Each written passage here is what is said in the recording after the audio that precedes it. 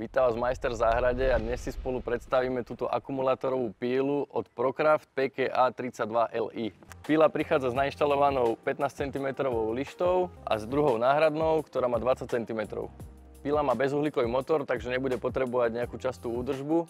Napínanie a výmena reťaze a lišty je úplne jednoduché, nepotrebuje žiadne dodatočné nástroje. Váha celej píly je 2 kg a je správne vyvážená nejak tak na stred, čiže vás neťaží ani moc dole, ani moc hore.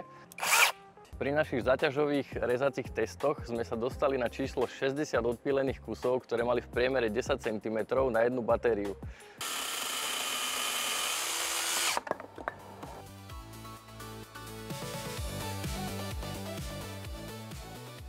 Obrovským pomocníkom pri rezaní alebo strihaní môže byť tiež táto predĺžovacia tyč od Procraft, ktorá sa dá vytiahnuť až na neuveriteľné 2 metre.